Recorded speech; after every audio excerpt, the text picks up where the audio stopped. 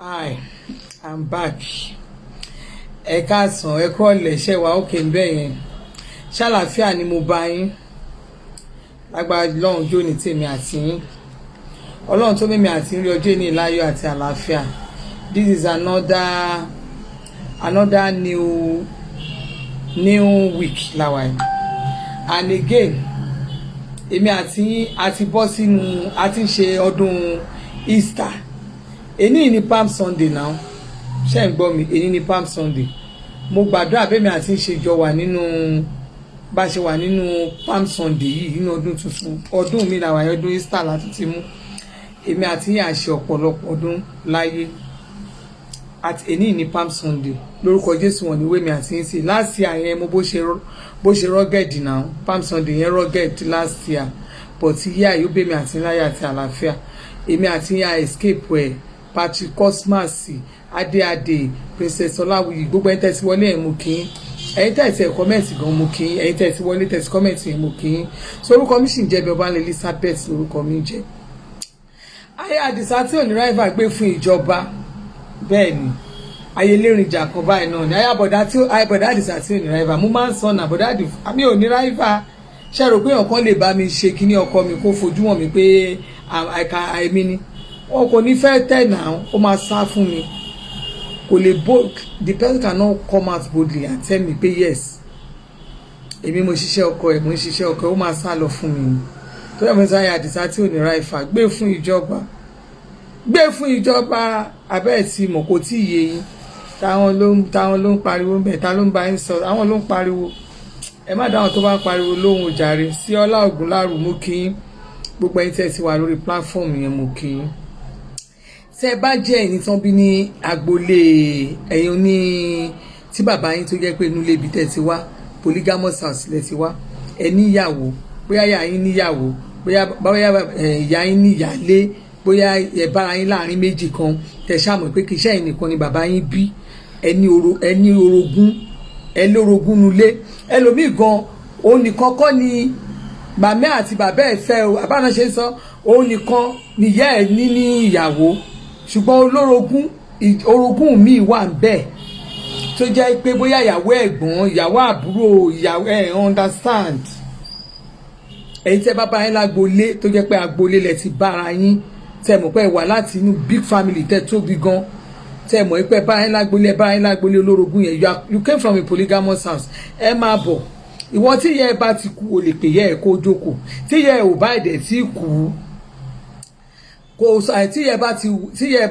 ẹ ò bá ti kú pé kó jókòó tó bá ti kú lẹ́yìn ṣáàtì tí mo bá ṣe yìí ó máa ṣì lọ sórí orí ìyá ẹ kó lọ bẹ̀ kó lọ gbá sàárè ẹ báyìí torí wàá sọ fún pópó ọlọ́mọ ò kì í sùn ìyá ẹ yé sorun ìyà mọ́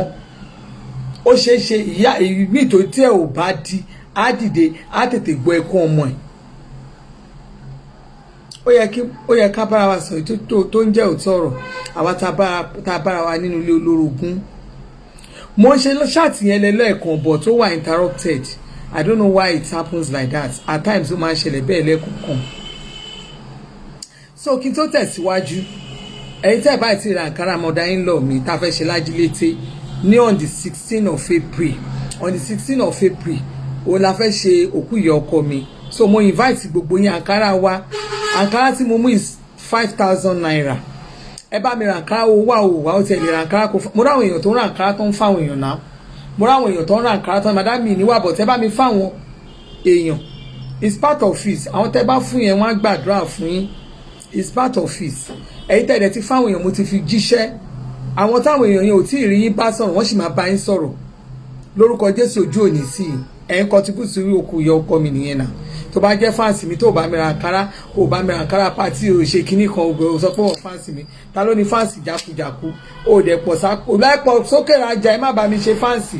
ẹ fi mí lẹ̀ ọjàre tí ì bá mọ̀ yàn jẹ tí ì bá mọ̀ yìí kí mọ̀ pé mi ò mọ̀ yàn èwo ni kéèyàn mọ̀ yàn gan ká má rí ta sọ́sọ́ pé mo mọ àwọn èèyàn gidi lẹ́gbẹ̀ẹ́ mi gan Elizabeth Fatoke ta ló ní happy Palm Sunday sọnù ẹ tí ìraṣọ òkú ìyá ọkọ mi happy Sunday Palm Sunday Alájà Fọláṣadé náà Fatima Nàìjíríà lájọ wà ẹ̀yin gan tí ìraṣọ òkú ìyá ọkọ mi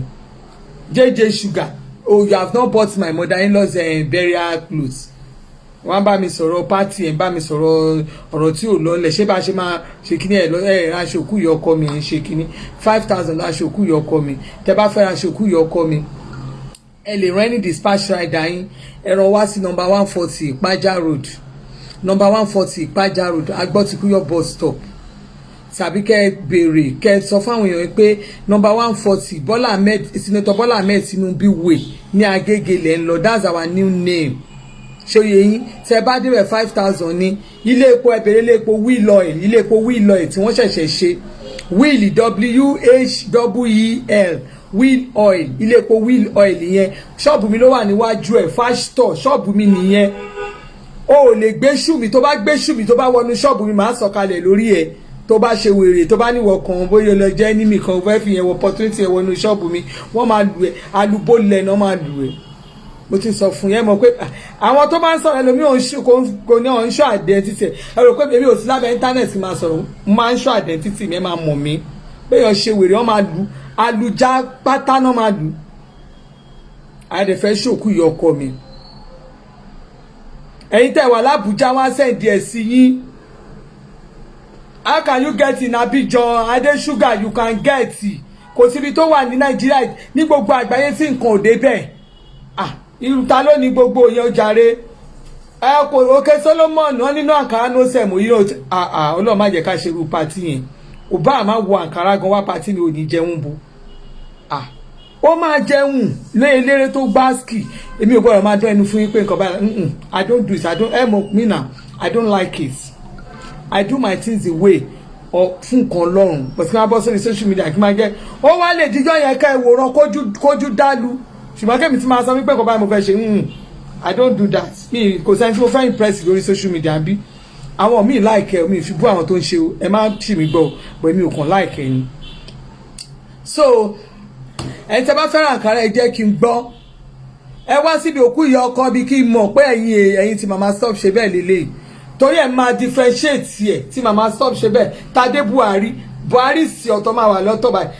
tí mama stop ṣe bẹ́ẹ̀ máa wà lọ́tọ̀ báyìí gbogbo ẹ máa wà lọ́tọ̀ ẹ̀yin ọ̀rẹ́ friends and family gbogbo yẹn máa wà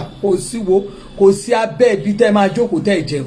kò tí ì sí ní orí ibi tó ti lè bára ẹ pé bóyá lábẹ́ canopy yẹn wà lọ bára ẹ níbi kan tó tẹ̀ mọ́ra ẹ rí bẹ́ẹ̀ tí wọn ò bá ti tọ́jú ẹ kò ní kí n ṣe mí wá kò síbi tó ti bára ẹ tó jẹun ó dẹ̀ máa jẹun ó máa mú máa gbádùn ara ẹ mọ̀ pátí tẹ́ máa lọ tẹ́ ẹ̀ mọ̀ yàn ẹ dẹ̀ máa débẹ̀ máa gbádùn àwọn ọmọ bọ́ ṣe ń ṣerú ẹ máa ríran wò eléyìí ò ṣe torí gbogbo ẹni tó ń bọ̀ èmi làlejò tó ń bọ̀ wá bá èmi làlejò tó ń bọ̀ wá bá Elizabeth Ifá tó kẹ́ mo mọ̀ pé Canada lẹ wà mo mọ̀ yín dáadáa ṣé mi ìmọ̀ Elizabeth ni a ló ní story èmi tí mo wà Canada nǹkan tí ká máa sá lọ ni if you want your clothes in Canada mo sì lè rí èèyàn kan tí máa faṣọ ránṣẹ́ pé bá mi gbaṣọ ìdání fáwọn èèyàn tèmi kábọ̀ sí bọ́sẹ̀ bí káwọn èèyàn yín wá gbà torí tí mo announce yẹn ní ìsinmi gbogbo ẹ̀yà ara Canada lẹ́ máa sọ mí di káyá èmi ò bá yín gbàṣọ o ẹni bá máa ra aṣọ ẹ fi ra aṣọ o adé náà Canada ló àwọn ará Canada tẹ̀sí bá mi ra aṣọ ti tó 20 àti tó 30 táwọn èèyàn wá gbà Elizabeth Fatokemi ìbẹ́ gbàṣọ o ìbẹ́ gbàṣọ o ẹni tí a bá fẹ́ gba àkáǹtì mi 07060403600 ẹ sẹ́ndì mẹ́sẹ̀gì sí mi lórí WhatsApp because ẹ bá sanwó náà ó yẹ kí n lè connect yín ẹ sẹ́ndì mẹ́sẹ̀gì sí mi lórí WhatsApp pé ẹ fẹ́ ra aṣọ màá dẹ̀ dá yín lóhùn lórúkọ Jésù pé lẹ máa gbẹ̀yìn arúgbó yín ẹ bá mi ṣòkú ìyá ọkọ mi kẹ́yìn náà lè gbẹ̀yìn arúgbó yín kò easy. So ẹ jẹ́ ká wá padà sórí matter yẹn gangan matter of the day ṣe bẹ́ẹ̀ rójú mi ẹ ṣàrara mi ẹ rí gbogbo bíbá ẹ wò bára mi ṣe rí gbogbo kíní dúdúdúdúdúdú tó bá gbogbo ara mi jẹ́ ẹ̀yin kan ẹ mọ̀ mí náà ẹ ṣàmójú yẹn gbogbo ẹ̀ tí ló ti cleara lójú àwọn èèyàn tó ojú wọn bá mọ ojú bá tèmi tẹ̀sí cleara mi ò ní burúkú kankan lára no filter ọmọ tí ó wẹ̀ tó ń dán no filter ẹ wò mí ṣe ti rí mi gbogbo ẹ ti lọ kò sí àrùn tó lè ṣe é ní ara tí ò ní escape ẹ lórí àwọn cream tèmi o tí n bá máa tó bá ti the end of this April máa jẹ́ kẹ́ máa orúkọ cream mi máa ń veil ìgbà máa ṣe bí launching online because máa ṣe launching yẹn ẹ rí àwọn fans mi ẹ rí àwọn customers mi ní the cream yìí no be for mouth Ọlọ́run mo fi Jésù Kristi mo fi ṣẹlẹ́rìí no be for mouth cream mi àwọn èèyàn ń lò gidi, àwọn èèyàn lo cream mi gidi tó dẹ̀ ń ṣiṣẹ́ fún wọn. Ìyẹn gan ni mo fi dúpẹ́ lọ́wọ́ Ọlọ́run. Èmi fúnra mi l'ambassador ara mi, so mi ní ìdí àti ṣe pé èèyàn pé wá bá ẹjọ́ ìjọ yẹn máa ráwọn èèyàn tó máa, you will see them. ẹni tó jẹ́ distributor mi l'Amẹ́ríkà, èmi ò mọ wáyé parọ́ fún yàn, mo ṣe pẹ́ ní ẹni jọ́ bíbá mi, ẹ má send owó sí mi o, ẹ ó dòwó yín tí bá ṣe party tán ẹ wá send owó sí mi, tẹ bá send owó sí mi ṣòye yín kò ẹni ẹ ti deposit owó tẹ́lẹ̀ o, ẹ bá kò ṣe fẹ́ send owó sí mi, ó fẹ́ wá san balance, mo wá sọ fún mi ní no, tó bá ti di after ma ṣe party ẹ wá send ìyẹn kẹ́lì mọ̀ pé because kó má lọ jẹ́ pé olú ẹ máa gbowó ẹlòmíì ṣe mọ̀ pé inú àwọn èèyàn gan ó lè má rò bẹ́ẹ̀ bọ̀ sí mi o, ìmọ̀ nǹkan táwọn èèyàn lérò ẹni kọ́ má lọ máa rò pé bóyá owó wọn náà fẹ́ fi ṣòkú after ẹ bá ṣe party wọn máa gbowó ó ní mo sọ́ǹtà gbangba ẹ̀ ṣó ti yé yín. So ẹ má irú àṣírí bíbò yẹn kọ́ ni mò ń wá, ẹ jẹ́ kí n ṣe ìnáwó tí mo fẹ́ ṣe, àwa ṣe business, you understand. So ẹ̀yin tẹ́ ní cream ní l'Amẹ́ríkà, orúkọ ẹ máa rí orúkọ distributor mi, mo ní distributor ní set size already, standby distributor ti wà ń bẹ̀. Cream mi náà wọ́n lo cream mi ni wọ́n lò fárúgbó wọn, ó ṣiṣẹ́ fún wọn náà ṣe ń pariwo mi. Tí ò bá jẹ́ bẹ́ẹ̀ ó lè commit owó bẹ́ẹ̀ kó ló fẹ́ fi ṣe business, torí pé àwọn gan náà she is very proud of my products. Àwọn èèyàn ń rà tẹ́lómi bá tẹ̀ra kí wọ́n ní mẹ́ta mẹ́rin méjì àga body cream tèmi ẹ̀ mo sọ fún un lèmi ń lò sójú mò ń lò sára mi, ó mò ń lò ó dẹ̀ clear ń gangan ni bá gbà àṣírí ẹ̀ gangan nìyẹn. So lórúkọ Jésù ojú òní tèmi àti yín. Anyway ẹ jẹ́ ká wá sọ̀rọ̀ lórí olórogún yìí, ẹ jẹ́ ká sọ̀rọ̀ lórí olórogún. Ìwọ tó bá bára ẹ lágbólé olórogún tó mọ̀ pé inú àwọn fámìlì mi yìí o olórogún mo ti wá o, ó mà ga o, oh my God, let me tell you, gbogbo àwọn ogun tó ń jà yín kọ́ ogun tó ń jẹ lómi, ogun ìyá tó bí gangan ni. Fadékẹ́mi Adélẹ́yẹ mo kí yín. Ogun ìyá tó bí, ogun abínibí, ogun ìyá tó dẹ̀gẹ̀lé lórí ló ń dà láàmú. Àwọn míì wà nínú agboolé tó yẹ pé wọ́n sọ pé agboolé wa leléyìí, ẹlòmíì á mú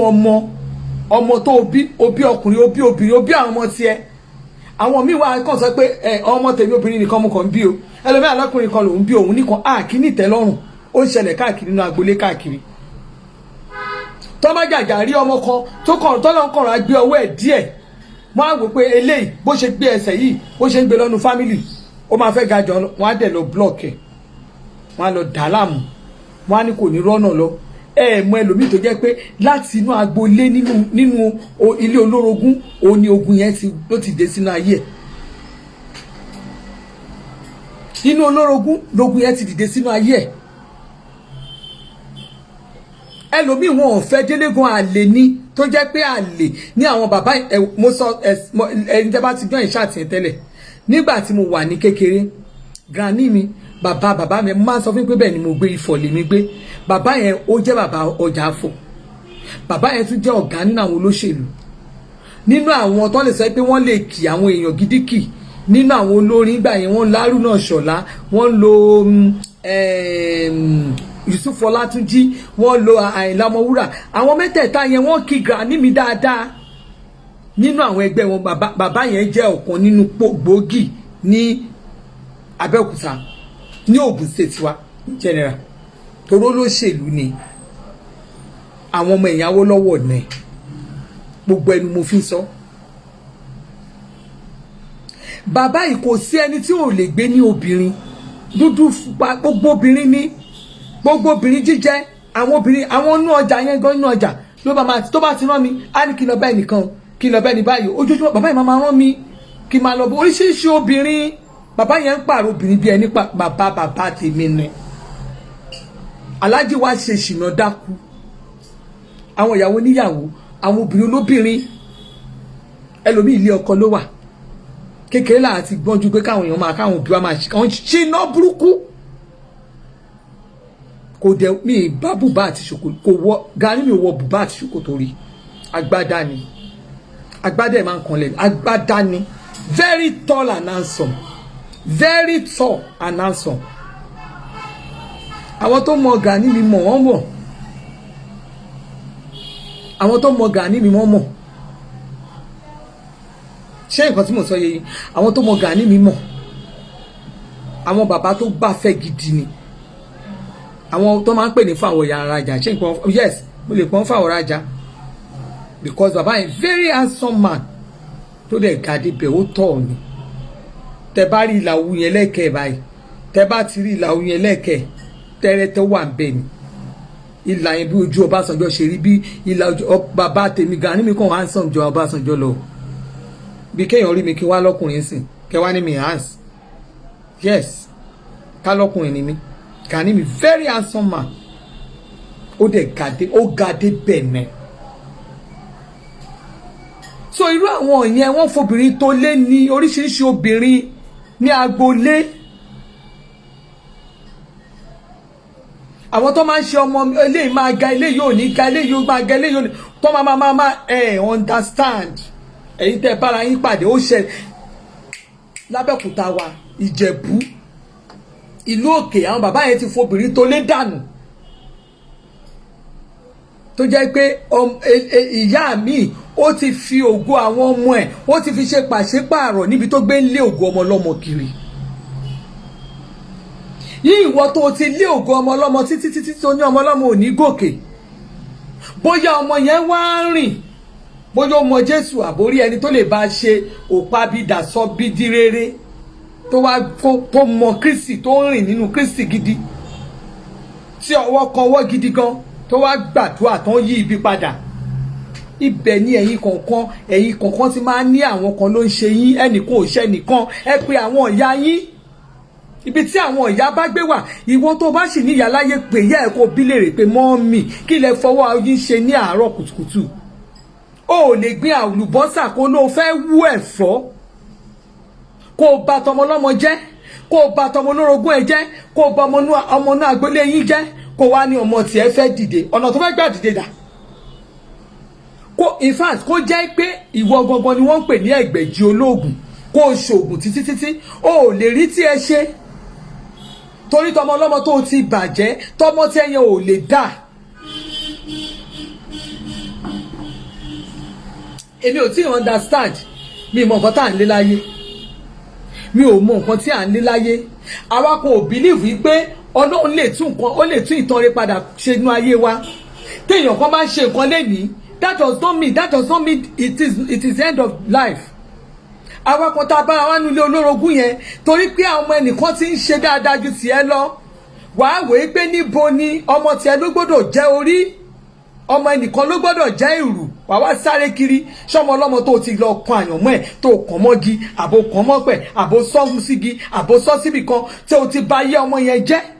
Àìmọye ẹlòmíì tó ń rìn kiri títì sìn, ẹlòmíì kan máa rìn kiri ní gbogbo àwọn tẹ́ ń pè ń wèrè yẹn. Ẹlòmíì kan rìn kiri ní olé olórogún ló bà yé ọmọ mi jẹ́.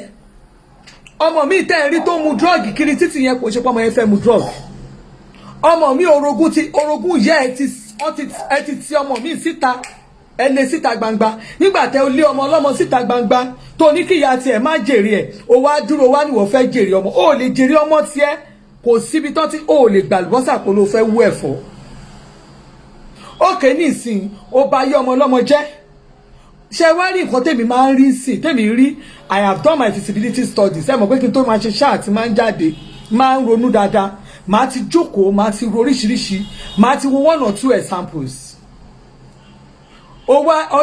ibi tí Ọlọ́run gbé ń dájọ́ dé, Ọlọ́run ò kì í dájọ́ yẹn kíákíá. Á fún ẹ láyè láti flenjọ, wàá fly. Á fún ẹ láyè, ọmọ tó fẹ́ bà yé ẹ̀jẹ̀ yẹn á fún ẹ láyè láti ṣe. Á fún ẹ láyè láti ṣe gbogbo iṣẹ́ ibi yẹn. Wàá rò pé wọ́n Ọlọ́run gbé ayé fún, Ọlọ́run ò gbé ayé fún ẹ. Á wá dúró di ẹ̀dọ̀jọ́ alẹ́. Tẹ́ ẹ bá rí àwọn obìnrin tí wọ́n ń jẹ ìkorò nísìn, àwọn tí ọjọ́ alẹ́ wọn ń korò, àwọn tí ọ̀nà dí mọ́ wọn, àwọn tí ọ̀nà dí mọ́ àwọn ọmọ wọn, ẹ béèrè nǹkan tí wọ́n fi àárọ̀ wọn ṣe sí ọmọ ọlọ́mọ. O lè gbọ́ tó o bá ti ṣe ibi sí ọmọ ọlọ́mọ. Bí ọmọ ẹ bá di president kan gbé wá sọ̀rọ̀ kìyẹn, wọ́n máa lé kú òun bẹ́ẹ̀. Ari eléni ni wọ́n máa lé, ó máa padà ṣẹ̀ṣẹ̀ àárọ̀ ẹ̀.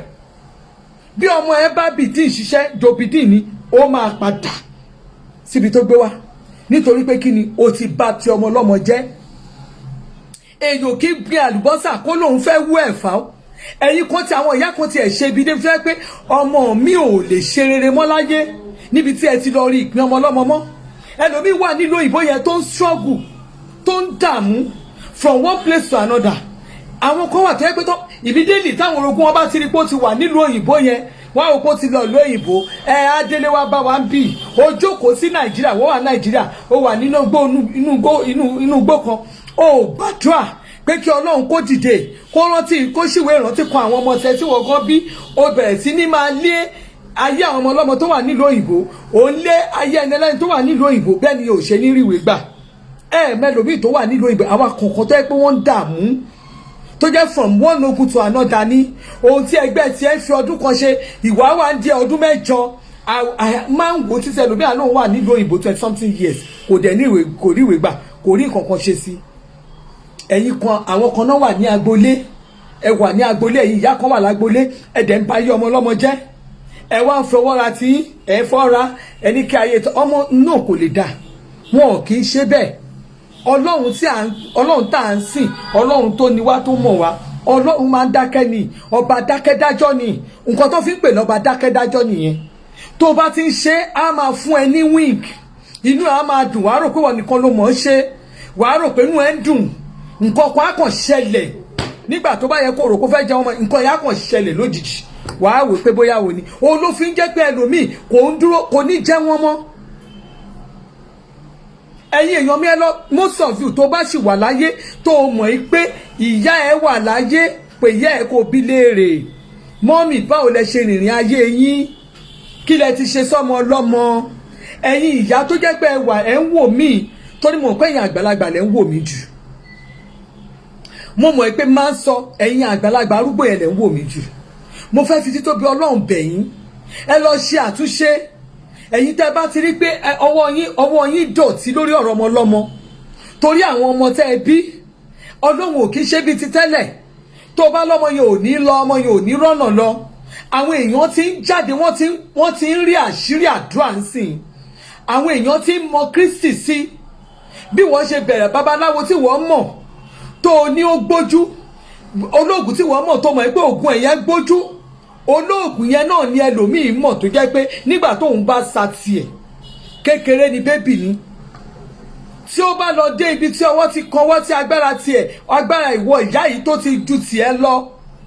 ìgbà yẹn ni ẹ̀sìn fi ń ṣẹlẹ̀ láàrin ẹ̀yin ìyá mi. Ẹ wá máa lẹ́ẹ̀ lé ẹ̀ bá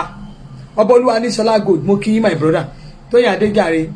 ẹ̀rọ ọ̀jàre, how are you? Ó ní thank you, ó ní Friday for this topic. God will surely punish them. Àmín. Ẹlòmíì wà tó jẹ́ pé ó ti ṣe ọwọ́ ẹ̀ ò bá, ẹlòmíì àti ẹ̀tún wá ṣe, ẹ̀tún try, ẹ̀tún sọ pé ọmọ yẹn bó ṣe wà yẹn ọmọ yẹn ò ní ga o, ibi tó wà yẹn kò ní ju bó ṣe wà lọ, kíní kò ní ṣe, bẹ́ẹ̀ ṣe máa ṣe nìyẹn. At the end of the day, ẹ ní mọ̀ pé àwọn ọmọ tí yẹn àwọn lẹ̀ ń fún nínira.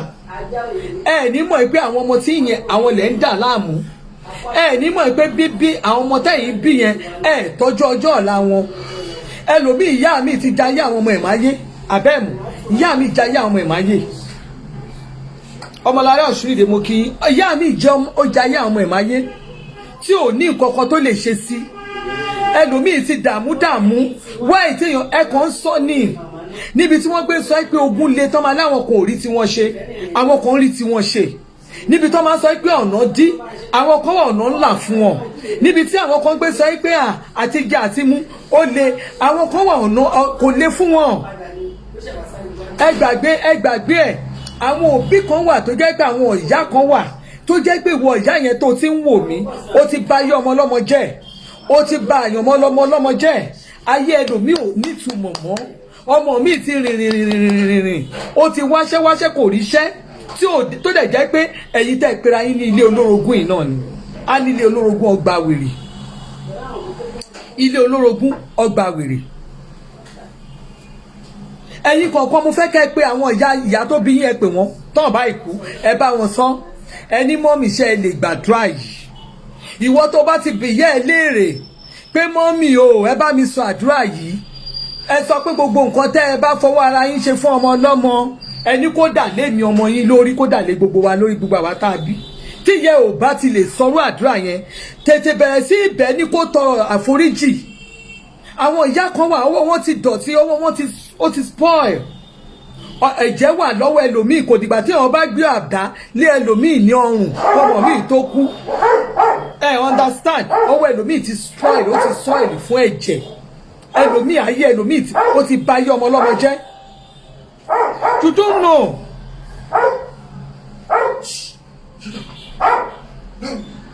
Sherry, ẹ jẹ́ kí n ṣàlàyé kinní kan fún yín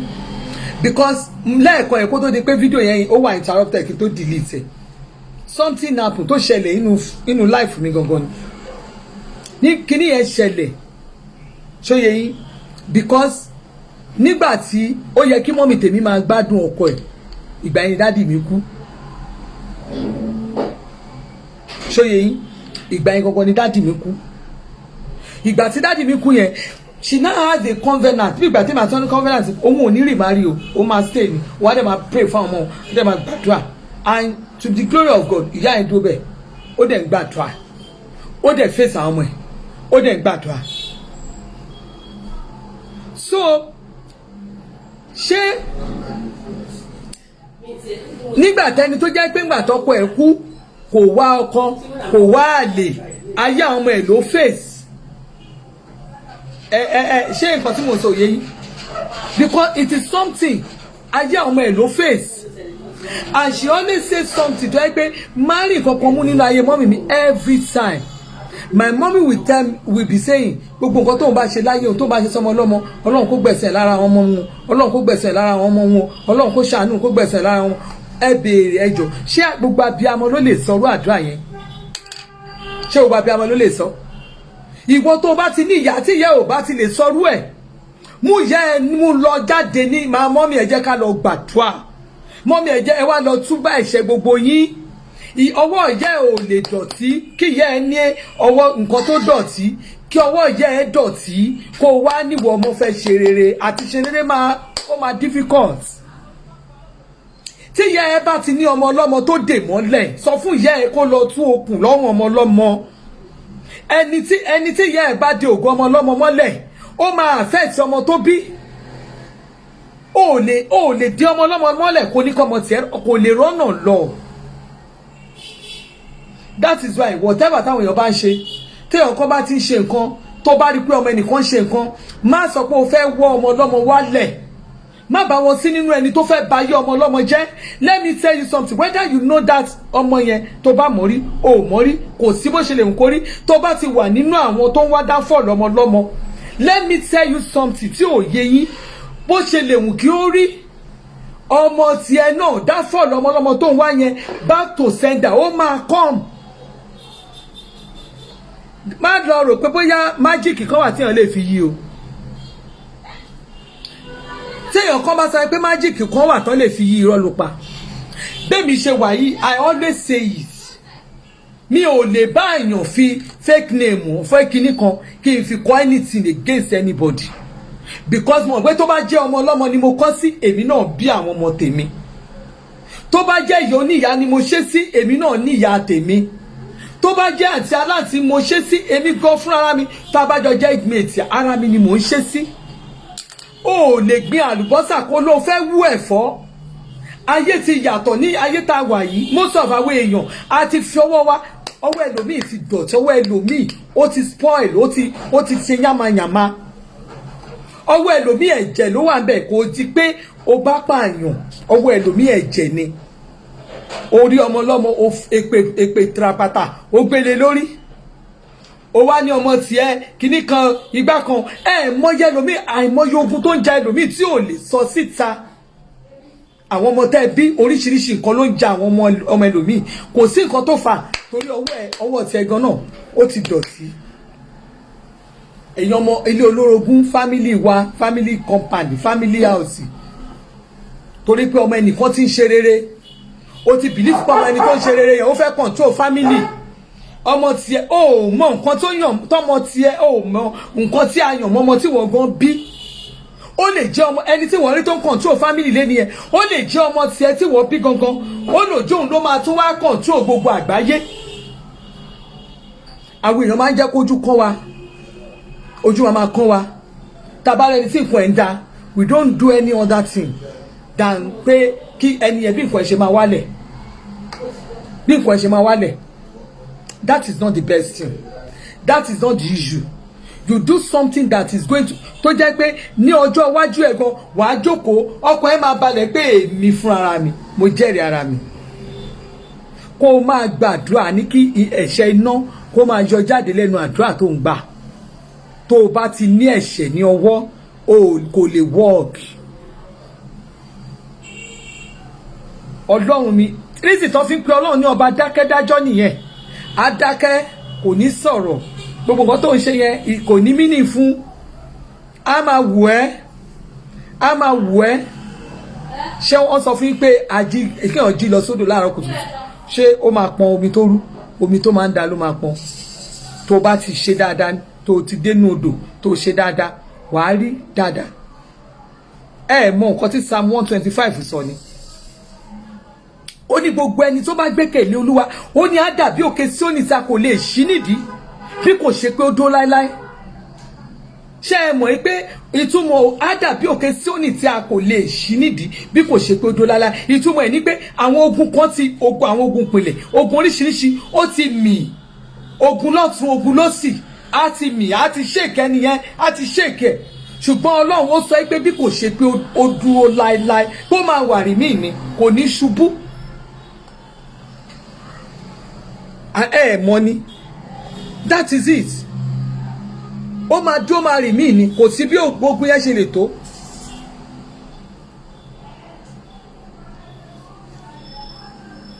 Sáàmù yẹn tẹ́ bá kà síwájú sí, ó tún fi yó wá ń bẹ̀ o. Ó ní kí ọ̀pá àwọn èèyàn búburú, ó ní kó má bà lé ìpín àwọn olódodo. Ọ̀pá àwọn èèyàn búburú, àwọn èèyàn ìkà, á wò pé kí àwọn, because gbogbo ọwọ́ tó ń lò, gbogbo agbára wọn, á wò pé bí gbogbo nǹkan tó ń ṣe yẹn kó má lè kan, tí ò bá ti kan ọmọ Ọlọ́run,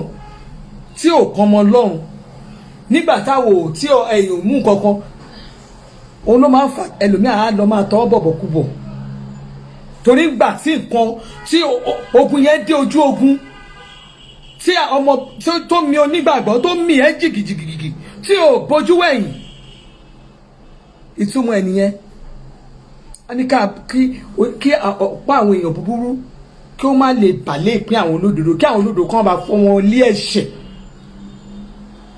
Nítorí sí àwọn tí àyà wọn dúró ṣinṣin, àwọn tí àyà wọn dúró ṣinṣin níwájú Olúwa ni. Lọ́kàn Psalm 125 yẹn ó máa ń fún èmi confidence jù. Ṣé o lè pe àdàbí nínú àdúrà ẹ kó sọ fún Ọlọ́run pé Olúwa, àdàbí tí n bá mú ọwọ́ kan, n bá mú nǹkan kan mọ́ ìwọ Ọlọ́run tí mò ń sìn.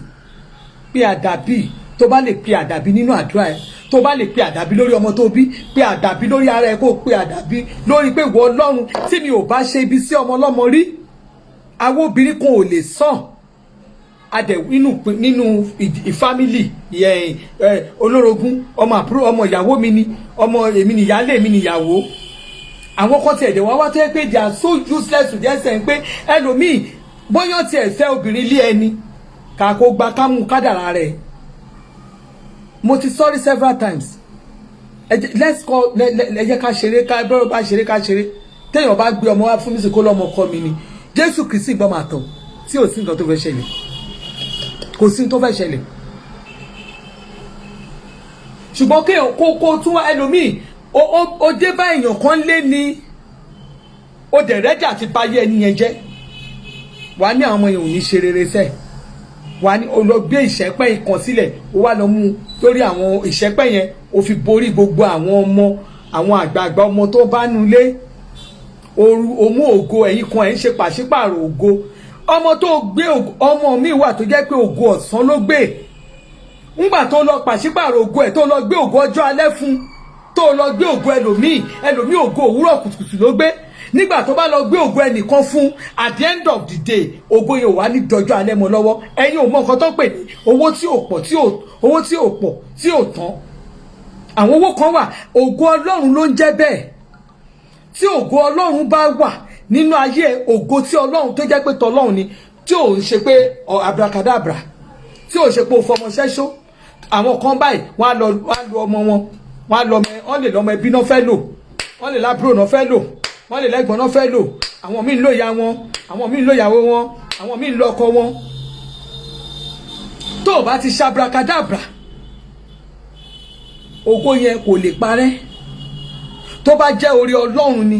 ó máa jẹ́ dọ́dọ́ alẹ́ ni. Kò sí nǹkan tó ń jẹ́ pé ó broke, kò sí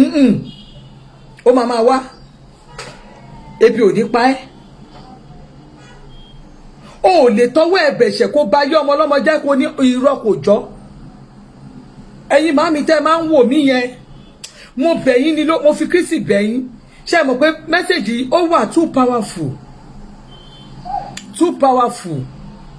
I always tell my mom, ẹ má ṣe bí sí èèyàn, mọ́ máa ní ibikẹ̀.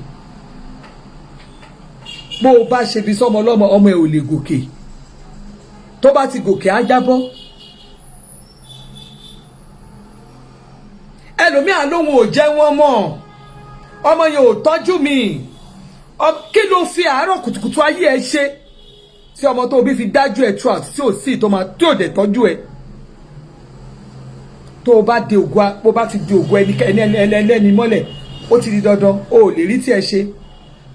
Ẹ̀yin kan á dé títí torí olórogún iná ni, ẹ dé títí ẹ dẹ̀ dé ọkọ yín, àyànmọ́ ẹnìkan lẹ dè mọ́lẹ̀. Tèmi ni kó gbọ́, o gbọ́dọ̀ gbọ́ tẹlòmíì. Ọmọ ẹnìkan ló dè mọ́lẹ̀. Let's be sincere to ourselves. Tó bá ti dè ẹnìkan mọ́lẹ̀, kò possible. Bí mo ṣe wà yìí sìn, káwá ní mo wá lọ ṣe abracadabra kan, ká ní mo wá ṣe lórí ọkọ mi. Kò possible èèyàn, in fact, kéèyàn tẹnu bọ ẹ̀jẹ̀ báyìí kó máa wo ẹ̀jẹ̀ Jésù, kẹ́jẹ̀ yẹn máa ṣàn lẹ́nu èèyàn báyìí, irọ́ funfun. Tó bá ti ṣe ò lè jẹ wọn mọ́.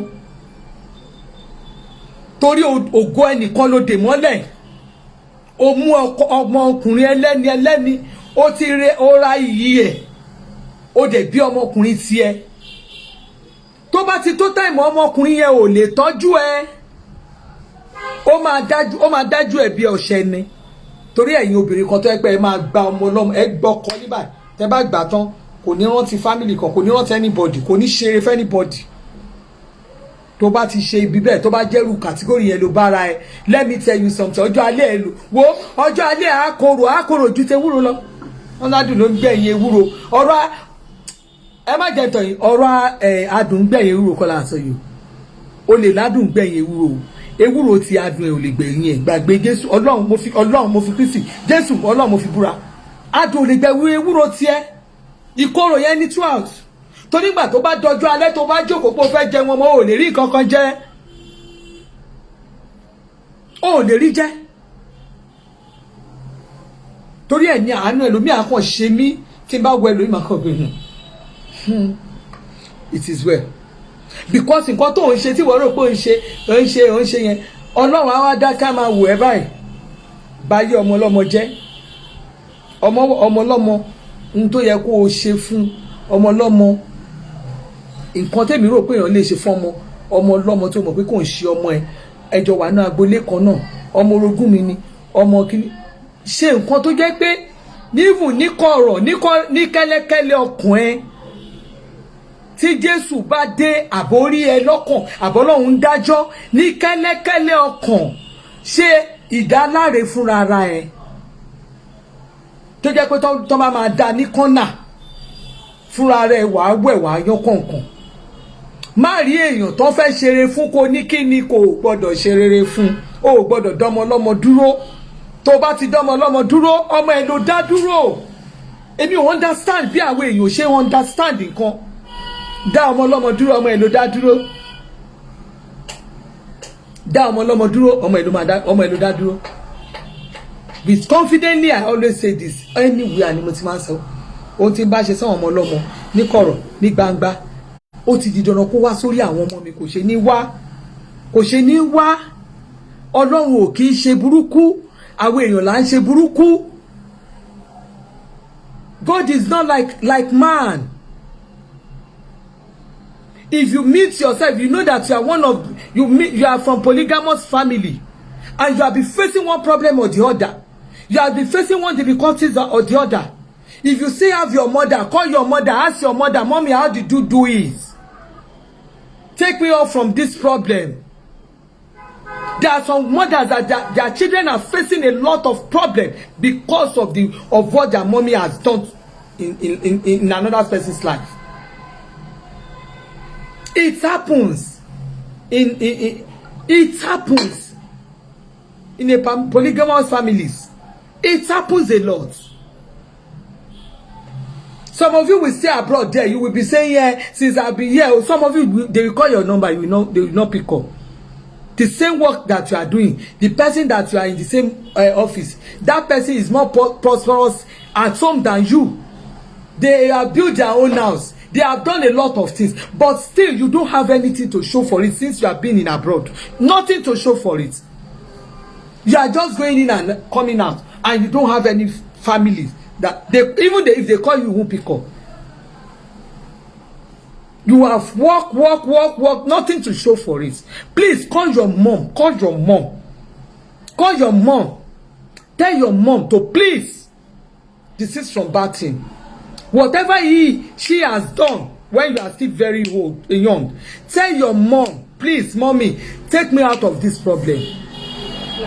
Stop chasing shadows. Stop saying somebody is the one that is behind your problem. Nobody is behind of. See, people that you are seeing that their life is so different. If you see somebody, if you see a family that their life is so different, go and ask their mother the way how the woman has done it. There is no how you will be doing good and enemy will now conquer your own children. For what? It won't happen. It will never happen. Let's continue to do good to ourselves. Àwa tá wá láti ilé olórogún yẹn, ẹ má jẹ́ kí àwọn mo sọ fún àwọn bàbá Alábẹ́kúta ní ọ̀dọ̀ irú side tèmi yẹn báyìí. Mi ìṣeré. Wọ́n máa gbọ́ bọ́mọ ẹnìkan bí ò bá bí ọmọ mi. Wọ́n máa gbọ́ ọmọ ẹnìkan ló máa kọ́kọ́ là àti kíní kan tó là. Ọmọ ta ni ló máa kọ́kọ́ là? Ọmọ tó bá yé ẹ̀gẹ́ tó so mọ́ rí ìso. Àwọn tó tiẹ̀ wá jẹ́ ọkùnrin àkọ́bí wọ́n ti rí ògo. Àwọn tó jẹ́ àkọ́bí. Àwọn àkọ́bí bóyá ọkùnrin àwọn ọkùnrin yẹn ló tẹ̀ máa ń fèsì problem jù. Èyí tó tún wá tẹ̀lé wọn tó jẹ́ obìnrin tó bá tún wá jẹ́ àkọ́bí tí ẹ bá ẹ wọ́n wá fèsì àkọ́bí ọmọ. Ẹ̀yin mi obìnrin mi wọ́n á kàn fẹ́yàwó lẹ́yìn ni ẹ mú ọmọ àkọ́bí ẹ ní kò ní rí ọ̀nà lọ. Ẹ dáyé ọmọ lọ́mọ ọmọ tó ti ayé ẹ̀ ti ń da ẹ mú ìrìn àjò ayé ẹ̀ dẹ̀ dàrú. Ó wá ní lọ́jọ́ alẹ́ ó fẹ́ jẹun mo fẹ́ sọ fún ẹ o lè jẹun ẹ̀ tó bá ti ní any bad thing lórí ọmọ lọ́mọ tó ti lọ di ògo ọmọ lọ́mọ síbì kan tó bá yé ọmọ lọ́mọ jẹ́ tó wò pé kò ní rọ́nà lọ má jẹ́ tàn ẹ́ ẹnìkan ò kí gbin àlùbọ́sà kó lóun wú ẹ̀fọ́ ẹkún ọjọ́ alẹ́ òun ló ń sun ẹkún ọjọ́ alẹ́ òun ló ń sun tó bá rí ọmọ tó wò pé eléyìí ọmọ lágbájá leléyìí ọmọ eléyìí nǹkan kò gbọdọ̀ ṣe ẹ̀yin kọ̀ọ̀kan tẹ́ bá tiẹ̀ rí ọmọ mi tó most of you tẹ́ bá lẹ́ni tó fẹ́ wà lóyìnbó gan tẹ́ rí pọ́nà ọ̀la ẹ máa block ẹ̀ ní ẹni kò ní lọ ọmọ yìí wà lóyìnbó náà fẹ́ lọ lóyìnbó má gbàgbé pé lóyìnbó yẹn àwọn kan ti ń lọ lóyìnbó kọ́ ọmọ ẹ tó lọ ìlú òyìnbó tí wọ́n rò pé ọmọ tiẹ̀ lọ o wá rí ọ̀nà láti jẹ́ kọ́ ọmọ mi lọ o block ẹ̀ o òjò lọ káàbọ̀ ìyá lóyìnbó àwọn ọmọ tiẹ̀ nìkan lọ́kùnkùn ọkọ̀ rere mọ́ àwọn ọmọ ẹlòmíì ò gbọdọ̀ lọ lóyìnbó wọn lè fi lóyìnbó ṣakọmọ let me tell you something tó bá ti rí ògo ọmọ ọlọ́mọ tó bá ti dè mọ́lẹ̀ ìwọ̀n ó fi ń ṣera ẹni. I always say it kò sí bí sátánì bá gbé ogun dé bó tilẹ̀ wù kí sátánì gbé ogun dé bó tilẹ̀ wù ìfọwọ́sowọ́pọ̀ òkùnkùn lórí ayé tèmi lèmi máa ń sọ fọ́lọ́run ni pé olúwa ọkàn mi ni kò wò kó fi dá mi lẹ́jọ́ kó dẹ̀ fi dá mi láre. Ayé ló máa ń kọ ẹ̀bí fún yàn ṣùgbọ́n bó bá ti wà steadfast níwájú olúwa tó ò ní burúkú níwájú olúwa tí ò ní ìkà tó ti ṣe lórí ọmọ ọlọ́mọ ó ti di dandan wàá escape ẹ̀. Àwa kọ̀ọ̀kan ìyà àwọn òbí wa là ń jẹ iṣẹ́ ibi tí àwọn òbí wa ti ṣe lórí ibi tí wọ́n gbé ń ra ògo fún wa wọn á ní àwọn rògbò ẹnìkan àwọn fi pààrọ̀ ẹnìkan ó ra ògo ẹnìkan gbogbo lọ́wọ́ ẹnìkan gbé tẹlòmíì fún ẹlòmíì tó jẹ́ pé ògo tiẹ̀ gan ògo ẹni tó change tó fi gba tọmọ ẹ yẹn ó tiẹ̀ wá lè jẹ́ pé ọmọ tiẹ̀ ní brighter ògo ju tọmọ tó gbogbo ẹ lọ kí ládé fògo pààrọ̀ ògo níbo náà ti ń ṣògo pààrọ̀ ògo tó o bá fi ògo ẹnìkan tó o fi ògo ẹnìkan tó o fi ń pààrọ̀ ẹnìkan tí ẹni yẹn bá gbàdúrà débi tí àdúrà ń dé ẹ mọ̀ pé àdúrà á mọ ìtumọ̀ àdúrà jura wa lọ kò ju pé mò ń gbàdúrà ẹnìkan wà àwọn kan wà tẹ́gbẹ́ tó bá gbàdúrà ọlọ́run máa ń gbọ́ àdúrà wọn tó bá sọ̀rọ̀ tó bá gbàdúrà tó bá mì ilẹ̀ á mì when they pray ilẹ̀ ground will shake heaven will listen heaven it will open because there are some doors that will open because of some people you don't understand èèyàn kì í ṣe burúkú o ṣe burúkú o ló fẹ́ fi gba rere o lè gba rere torí ẹ̀ àwa tá ní ọmọ tá ní àwọn ọmọ wa you have your children àwa tá ṣì yọ̀ǹgì yẹn ẹ má jẹ́ ká ṣì ayé wa lò ẹ má yẹ ká ṣì ìgbé ayé wa lò ẹ má yẹ ká lo ayé wa bí àwọn òbí wa ṣe lo ayé wọn don't follow the footstep especially our obìnrin don't follow the footstep of your mom àwọn obìnrin kan ìgbé ayé tó korò ni wọ́n gbé bámbám ìgbé ayé tó korò ìgbé ayé ìranù ni wọ́n gbé tẹ́ bá ti rí obìnrin tó ti wà ní ọkọ tó ti ń yàlè àwọn obìnrin tó máa ń yàlè yẹn àwọn obìnrin kan wọ́n á máa yọ ọkọ wọn á ṣe rádaràda just because of their own selfish interest ó bá yẹ ọmọkùnrin ẹlòkan jẹ́ ẹni yẹn kò rí ògo ẹ̀ lò ó ṣe pàṣípàrọ̀ ògo ó bá torí pé ọkùnrin yẹn fẹ́ ó dẹ̀ bá yẹ ẹ̀jẹ̀ you now say you ó lè jèrè ọmọ ìwọ́gbọ̀n ò ní jèrè ara ẹ̀ until tó bá release ògológo tẹ́ bá wà bí tẹ́ ń wò mí let me tell you something you know how bẹ́ẹ̀ mi ṣe máa ń minister tèmi this is my calling máa ń sọ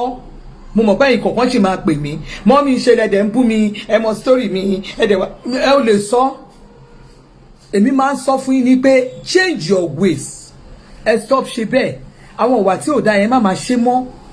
nǹkan tí ò dá ní kò bá ojú mu stop it for your own good ni for your own future ni for your own good and for your own future ẹ̀yin èèyàn ẹ má torí ọ̀la yín ẹni yìí kẹ́ni yìí kẹ́rò kẹ́ni yìí dùn kí gbẹ ṣá máa ṣe mẹ̀sẹ̀mẹ̀sẹ̀ má fi bà ọjọ́ ọ̀la ẹ̀ jẹ́ má fi bà ọjọ́ ọ̀la ẹ̀ jẹ́ má fi bà ọjọ́ iwájú ẹ̀ jẹ́ má fi bà ọjọ́ iwájú àwọn ọmọ yẹn jẹ́ má wo nǹkan má wo ẹ̀yin èèyàn má wo ariwo ọjà face your life if you face your life it will help you lórí ìkànnì táwa yìí àwọn kan wà tó jẹ́ pé ìyà tí wọ́n máa jẹ kọjá in fact á kọjá àti Júdásì ẹ mọ̀ pé èèyàn Júdásì ṣe wà á kọjá ẹ̀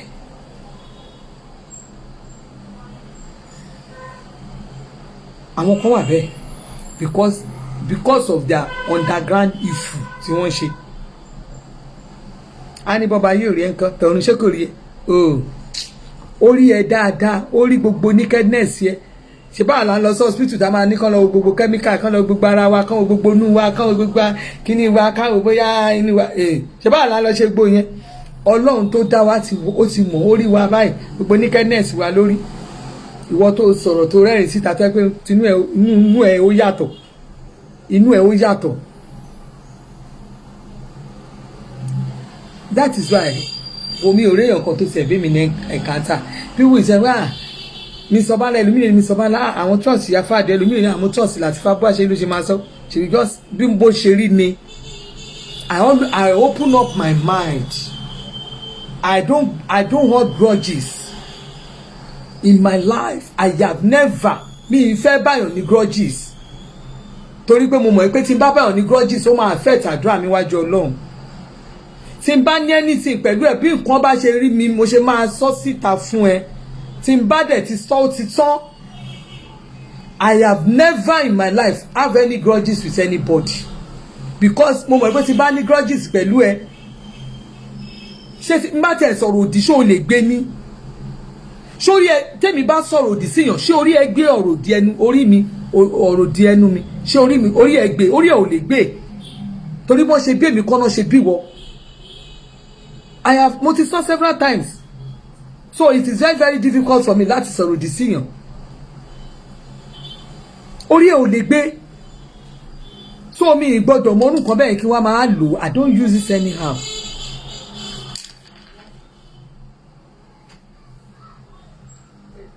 So do something to jẹ́ pé at the end of the day ìwọ gan náà wà wò pé live a peaceful life live a peaceful life I don't have grudges tí n bá bẹ́ẹ̀ ti sọ̀rọ̀ tèmi tí o bá ṣe wá jẹ́ ọ̀ ló ń ṣe your own I don't care èmi ò ń wojú yàn mi ò mọ̀ bóyá ìgbà tí Ọlọ́run tún dá mi bóyá ó wá gbé kìnìún bóyá ó tún gbé sí mi láyà because I'm so confident kò sí nǹkan tí mi ìlè po tó bá máa sọ bó bá ṣe rí fún ẹ o lè pa mí o lè rí mi mọ́lẹ̀ tí má ti sọ tí má ìdí mi yẹn tó bá wá mú ẹ o lè forí gbálẹ̀ o lè forí yẹn kó máa fi gbálẹ̀ lọ kó o má tiẹ̀ gbórí yẹn lẹ̀ kò kàn mí I don't bloody care mo ti sọ tèmi I don't hold grudges torí mi ìfẹ́ wọn tó máa dènà àdúrà mi àbí tí máa rẹ́ni ẹ tí máa ní I don't do it torí mi mọ̀ ìgbà tí áńgẹ́lì máa dé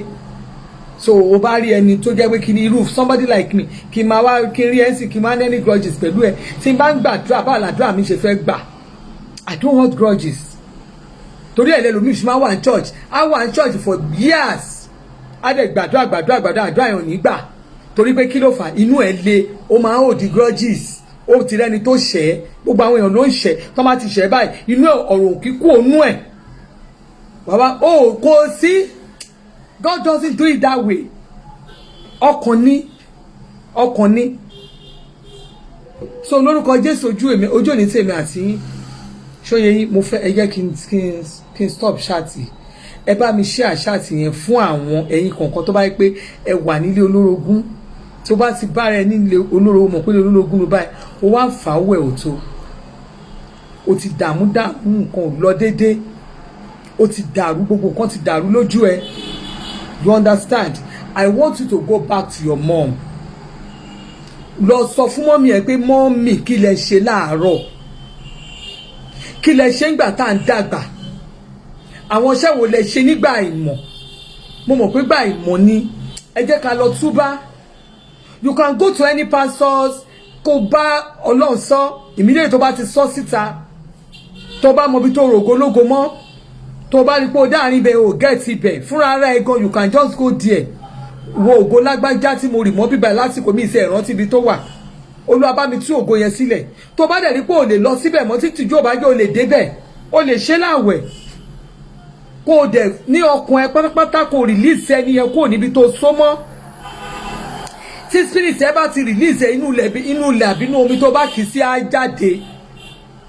jẹ́ kí ẹni yẹn mọ̀ pé wọ́n lágbẹ́já mo ti forí jì ẹ́ o ṣẹ̀ mímọ́ torí Ọlọ́run jẹ́ kí ayé àwọn ọmọ tèmi náà nítumọ̀ àwọn ọmọ tó dè mọ́lẹ̀ yìí àwọn ọmọ ò lè rọ́nà Ọlọ́run tí tó bá tú wọn sílẹ̀ tó o bá ti tú ẹni tó dè mọ́lẹ̀ sílẹ̀ àwọn tí ẹ̀gùn ò lè rọ́nà lọ báwo náà ṣe fẹ́ ṣe é níbo náà fẹ́ gbé gbà tó o bá bí ọmọbìnrin ilé ọkọ máa gbóná mọ́ tó o bá bí ọkùnrin yẹn gan ìyàwó àwọn fámìlì ọkọ ẹ̀ ò lè balẹ̀ kò ní fọkànbalẹ̀ ilé ọkọ àbíyàwó fúnra rẹ̀ ra àlàáfíà fún àwọn ọmọ tó bí my beautiful sister ti Yétúndé Ọ̀tá Ọ̀báyọ̀mí ẹ̀yin ti Ìbàdàn mi ní wáyé tì wọ́n ní your face is beautiful bẹ́ẹ̀ ni kírìmù mi yẹn orí ṣe wọ́ndà láìka àtìkè ra àlàáfíà fún àwọn ọmọ tó bí ẹlòmíì kan á ti gbàdúrà gbogbo nǹkan táwọn ọmọ ẹgbẹ́ ọmọ ẹ ń ṣe tí nǹkan kan ń lọ déédéé fún wọn ojú kan náà máa wà ó fẹ́ sọ fún mi àwọn èèyàn rí tí wọ́n ṣe Nàìjíríà wọn ṣe ní rí tí wọ́n ṣe àwọn ọmọ rí tí wọ́n ṣe wọ́n rí ṣe lókè òkun náà ó fẹ́ sọ fún mi pé kò sákúṣẹ́ nílùú òyìnbó akúṣẹ́ wà ń lo òyìnbó ìyà ń jẹ wọ́n ń lo òyìnbó ẹlòmíì tọrọ jẹ́ ń lo òyìnbó tó bá lọ ṣọ́ọ̀ṣì ń lo òyìnbó lọ confirm àbí kó lọ sí mọ́ṣáláṣí wọ́n á sọ fún yín pé àwọn tí wọ́n ń fún ní àmsì àwọn tó ń fún ní ìtọrẹ àánú àwọn tó jẹ́ pé ṣọ́ọ̀ṣì ló sanwó ilé wọn àwọn tó jẹ́ pé ṣọ́ọ̀ṣì ló máa gbóúnjẹ lọ fún wọn lé wọ́n á sọ fún yín pé wà nílùú òyìnbó ẹ̀yin kọ̀ọ̀kan náà dẹ̀ bìlíìfù pé ẹ lọ́mọ nílùú òyìnbó ogun olórogún ti ba ayé ẹ̀ jẹ́, ogun má rí kankan mú bọ̀ ó ti ba ayé ẹ̀ jẹ́. Kí lè wọ́n máa gbé lóyìnbó over 10 years ó máa lóhun òríwé gbà. Mo rí èèyàn tó lóhun kàwé gan náà ló kàwé nílùú òyìnbó kò ríwé gbà. Ogun ni ogun ò ní ga, ọmọ kan ò ní ga ju tiẹ̀ lọ. Ẹ ti ba ayé àwọn ọmọ ọlọ́mọ jẹ́ ní kàn ọmọ kan má ga ju sàwọn ọmọ yín lọ. Bó ṣe lọ ló ṣe bọ̀, ogun bó ṣe lọ bó ló ṣe bọ̀. Ẹ̀yin ìyá yìí Ọlọ́run rí yín lénìí, ẹ̀yin lọ́lọ́run rán mi sí lénìí, ẹ lọ tú àwọn ọmọ ọlọ́mọ sílẹ̀ níbi tẹ́ dè wọ́n mọ́ kí àwọn ọmọ tí náà lè rọ́nà lọ. Torí pé kí ọjọ́ alẹ́ yín kó bá máa korò, ìgbà kan máa wà tí apá àti ẹsẹ̀ ò ní ṣe gbé mọ́, tí apá àti ẹsẹ̀ ò ní ṣe ní gbé mọ́, ò ní lè sáré sọ́tún sáré sósì. Nígbà tó bá lè sáré sọ́tún tó ní sáré sósì, àwọn ọmọ tó wá kójọ tó rò pé àwọn ọmọ ẹ̀ ló fẹ́ fi ṣaṣọ bóra, nígbà tí kò gbé kan, báwo ló ṣe fẹ́ jẹun ọjọ́ alẹ́? Ẹ rí àwọn ìyá mi tó máa lọ sí patí tó máa lọ tọrọ ẹ ràn wọ́n lọ́wọ́ o, ẹ ràn wọ́n lọ́wọ́ o. Ẹ lọ rí wọn nílùú òkè, ìlú òkè káàkiri, wọ́n wà lẹ́kọ̀ọ́ ìgàn náà tó máa ń ṣe patí, ẹ máa rí wọn máa fọ́ká síbẹ̀ níbi iná wẹ́dà, a máa tọrọ owó káàkiri. Àwọn náà ń jẹ́ kẹ́ ẹ bìlífù pé akúṣẹ̀ sì pọ̀ nígboro. Ẹ máa rí àwọn ìyá yẹn a máa lébi ń pa wọ́n. Ẹ rí ìyá mi ó máa wà nínú agboolé, ẹ rí ó máa rí jálajàla. Báwo ni ìyá kan ṣe máa wà ní agboolé, ìyá tó ní ọmọ tó ní ẹbí, ìyá dẹ̀ jẹ́ kú? Ẹ lọ bèèrè lọ́wọ́ ìyá yẹn pé kí ló fọjọ́ àárọ̀ ẹ̀ ṣe. Àwọn olóba tí wọ́n jẹ́ tó bá máa dirú irú àwọn èèyàn bẹ́ẹ̀, àwọn máa sá fún wọn, ẹbí á sá fún wọn, àwọn èèyàn á sá fún wọn, wọn ò ní ráláàánú. Kí ló fà á? Torí pé wọ́n ti ba ayé àwọn ọmọ kan jẹ́ láàárọ̀. Agbọ́mábí wọn my beautiful sister ẹ̀rọ, wọ́n ti ba ayé àwọn ọmọ kan jẹ́ ní àárọ̀. Nígbà tó bá ba ayé ọmọ ọlọ́mọ jẹ́, ọ̀wá ló fẹ́ ọjọ́ alẹ́ ṣe, ayé alẹ́ ò lè dáa, ó máa korò, á korò ju wọ́ lọ. Ẹ mọ òróró tó máa wà nù ẹran, inú ó máa wà nù ẹdìyẹ, ó máa wà nù ẹran. Òróró ayé ọjọ́ alẹ́ yẹn á korò jù yẹn lọ, ó máa korò jù bẹ́ẹ̀ lọ. Èmi máa ń sọ gbogbo máa fi sọ tí èmi máa dàgbà, mi ṣe ní dàgbà, máa dàgbà náà torí mi ò ṣiṣẹ́ kí n má darúgbó. Máa sọ fún gbogbo àwọn ọmọ tó wà ní àdúgbò bí tèmi gbé, tí mo ṣe retirement mi gba ajílété ni àwọn ọmọ tó wà ní àdúgbò yẹn, gbogbo ẹnu ni mo fi sọ. Wọn ò lè, tó bá ti dàgbà, tó bá ń bọ̀, wọn ò lè gbàgbé mi torí tó máa rìn lọ, tó máa ń bọ̀ báyìí wọ́n máa pẹ́ mọ́mí màmá yẹn ń gbà ta wà kékeré, màmá yẹn ń gbà ta wà kékeré, ó gbọ́dọ̀ máa rìn bí bẹ́ẹ̀sì létí àwọn ọmọ kékeré kan tẹ̀yìn bá rí. Ẹ̀yin kan tó àwọn ọmọ kéékèèké bá wọ, ẹ máa lé wọn ní ẹ wá bí wọ́n sí ẹ̀yin yìí olówó pàǹtí tẹ́ ẹ̀ mọ̀ pé tó bá di lọ́la kan ibi máa ẹ̀ ní lágbára àti ṣiṣẹ́ mọ́. Àwọn àgbàlagbà kan wà tó wá fẹ́ wọnú pléènì sí ẹ̀ máa rí wọn náà, máa fi kíní tì wọ́n ni, wọ́n máa fi kíní tì wọ́n, wọ́n máa fi tì wọ́n. Tẹ́ ẹ bá rí, èmi máa rí àwọn ìyá àgbàlagbà kan bẹ̀, wọn kì í ṣe arọ,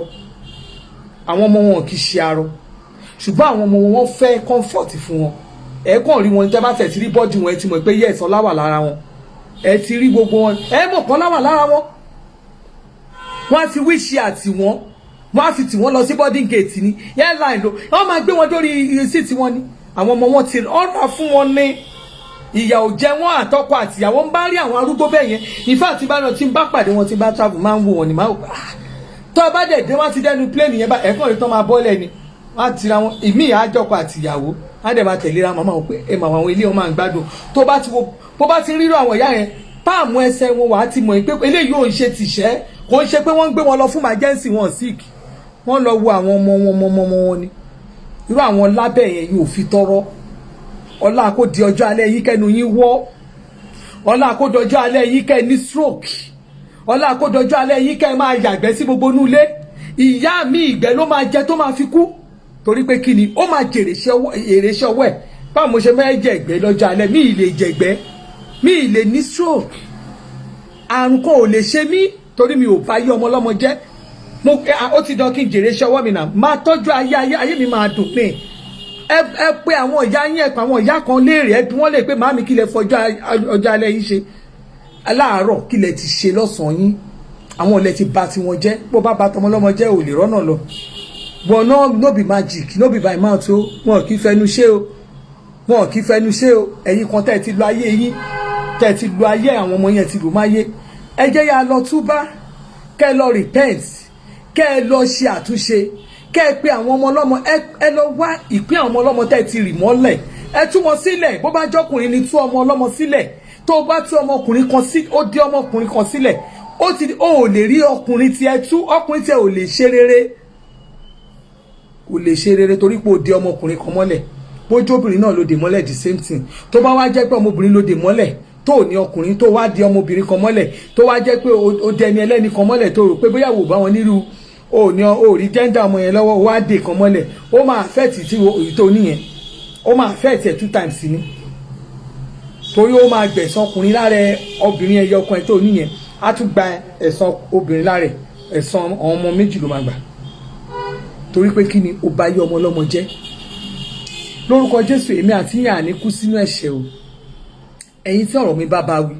mo fẹ́ kẹ́ ṣe àtúnṣe ni ẹ mọ̀ pé stop ṣe bẹ́ẹ̀ lórúkọ mi ń jẹ́ mo fẹ́ kẹ́ ṣe àtúnṣe ni mi ìfẹ́ kẹ́ kú sínú ẹ̀ṣẹ̀ mo fẹ́ kẹ́ yín náà jẹ wọn mọ́ ni mo fẹ́ kọjá alẹ́ yín da mi ò ní èèyàn kan tí mo fi ọ̀rọ̀ mi tí mo fi ṣe àkàwé ṣùgbọ́n mo fẹ́ kẹ́ yín èèyàn kẹ́ ṣe rere mo fẹ́ kí àwọn ọmọ tán wà nínú ìdè yẹn kọ́wọn náà kí ojú wọn kó là mo fẹ́ kí ẹlòmíì tó ti ń àkíyèsí ẹlòmíì tí ò ṣẹ́ fúnra rẹ̀ kó lọ bẹ àwọn ẹbí ẹ̀ kó lọ bá ìyá ẹ̀ Adéọlá Ọ̀nàṣèlú my beautiful sister ẹ lọ bẹ àwọn ìyá yín màámi ẹ gbà mí kí lẹ ṣe kí lẹ ti ṣe ẹ jẹ́ ká tọrọ dáríjì ẹ̀ṣẹ̀ o tó o bá mọ bó ṣe lè sọ fún ìyá ẹ stylishly lọ bá kó play voice mi play ohùn mi fún bí ò bá ní change stylishly ó máa change bí ò bá lè sọ fún ẹ gangan á bọ́ síta á lọ tú gbogbo àwọn okùn tó dè sílẹ̀ o ò lè de èèyàn mọ́lẹ̀ nínú agboolé yín yẹn kó de àwọn ọmọ ọlọ́mọ mọ́lẹ̀ pàápàá wọn wá tún wá jẹ́ the same surname pẹ̀lú àwọn ọmọ tí wọ́n bí ẹ̀jẹ̀ ò ní gbà orí ẹ̀jẹ̀ ò ní gbà ó de àwọn ọmọ ológo tí ògo wọn ti ń ké ńlẹ̀ àwọn tó ti yẹ kán ra mọ́tò nígbà tó yẹ kán pé èjì kan ó dè wọ́n mọ́lẹ̀ wọn ò rí owó mọ́ àwọn yẹn ìṣẹ̀dá wọn sunkún lábẹ́lẹ̀ mọ́tò tí wọ́n dè mọ́lẹ̀ yẹn ọmọ tó ti yẹ kó lọ bí mọ́tò bíi 5 tí ò wá rí owó ọ̀kadà ìṣẹ̀dá ẹ̀ ń ké ńlẹ̀ ó máa bèrè lọ́wọ́ ọmọ tiẹ̀ o ẹni tó ti yẹ kó kọ́ ilé bíi 3 tí ò wá rówó blọọkù rà ìṣẹ̀dá ẹ̀ máa bí ẹ́ léèrè o ó ti di dandan tó bá wá jẹ́ ọkọ ẹ ló lọ dè mọ́lẹ̀ tó fi wọ́n wé ọ̀dọ̀dà ó de ọkọ ẹ mọ́lẹ̀ ọkùnrin ẹ̀yin obìnrin tẹ̀ ń de ọkùnrin mọ́lẹ̀ mo fẹ́ sọ fún yín lẹ́yìn ẹ lọ tú sílẹ̀ níbi tí ẹ gbé dè mọ́ torí ọmọ yín máa face the same problem wọ́n máa de ọmọ yín sílẹ̀ bí ẹran wọn ò ní rí tú ìfẹ́ ni wọ́n ń lé o ṣùgbọ́n wọ́n máa de ọmọ ọkùnrin yẹn wọ́n á dè mọ́lẹ̀ wọn ò ní rí ọmọ ọkùnrin wọ́n á dè mọ́lẹ̀ wọn ò ní rí tú tó o bá wá bí ọmọkùnrin ọmọbìnrin yẹn kan ṣo tí wọ́n bí tó rò pé bí ọmọbìnrin yẹn wọ́n máa dè mọ́lẹ̀ wọn ò ní rí tú ẹ̀yin fúnra yín lẹ ń fi ọwọ́ ẹ fi ń fa wàhálà sínú ayé yín ẹ gbégbé àlàáfíà torí kọjá alẹ́ yín lè dá èmi fẹ́ máa lọ ọba Elizabeth lórúkọ mi ń jẹ́ ayábọ̀dá àdìsá kan báyìí tí ò ní ráìfà gbé fún ìjọba ni ẹ má gbàgbé aṣọ bẹ́rẹ̀ àmọ̀dá yín lọ mi a máa ṣe lọ́ndì 16 oṣù April tó bá níbì kan lọ àti ẹ̀fẹ́ ọjọ́ yẹn pẹ́ fi ẹ má sọ pé bóyá àwẹ̀ ọ̀nà àwẹ̀ àwọn èèyàn máa tékèwé wà ẹ tiẹ̀ wá pẹ̀kan tiẹ̀ wá yẹ́ mi sí kí wọ́n lè mọ̀ pé mi náà léèyàn ẹ má jẹ́ ká máa fi ṣe torí social media nìkan so torí ẹ wá yẹ́ mi sí mo fẹ́ rí ẹ̀yin èèyàn gidi lára mi ṣùgbọ́n mo fẹ́ kó wá mọ̀ pé tó bá rò pé kí ni èmi ò mà ráyè kí ni tó bá ń lọ ṣe àfojúdi èmi tí mo wò má ṣe àfojúdi sẹ́mi o má fi àfojúdi pé kí ni má jẹ́ kó di ọjọ́ ẹ̀ kó wá máa dùn ẹ pé wúmọ̀ ẹ̀ mo dẹ̀ ṣàfojúdi ẹ̀ ní o mo dẹ̀ fẹ́ lọ́ pàtí ẹ̀ yẹn o ọlọ́run mo dẹ̀ fẹ́ tó bá ń lọ wariwo ọjà má wariwo ọjà o bí mo ṣe wà yìí mi ò fi fọ́ǹbù ọmọ níbi níran ni mí ọmọ eléníyàn tí ò ṣe pààrọ̀ ọmọ eléníyàn gidi àwọn èèyàn gidi ló yí èmi ká ọlọ́run mo fi Kristi búra tó bá dí pátí mi wà mọ̀ pé yes atato kí ni mo pè iyọ̀ dùn báyìí kó dìgẹ́ kó lọ máa regret pé kíní kan mi ò lè wá síbà kí n máa sọ pé eléré báyìí ni mo pè kíní kan ó lè rí gbogbo ẹ̀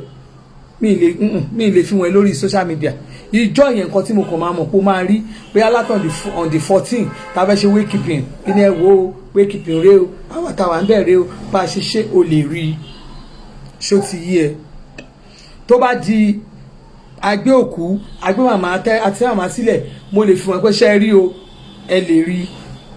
ṣó ti yé yín. Tó bá di ìgbà tá a fẹ́ sin màmá bóyá akànwá aráyè kò rẹ̀ wájú a fẹ́ jó káàkiri nínú ìlú ẹ lè rí wa àwo òra mo sọ fún yín báwo láṣọ òkè àwo owó pọ̀ lọ́wọ́ wa àwo kì í ṣe kinní kankan kinní la máa wọ̀ tíṣẹ̀tì pẹ̀lú èmi àtàwọn fámìlì ọkọ mi pẹ̀lú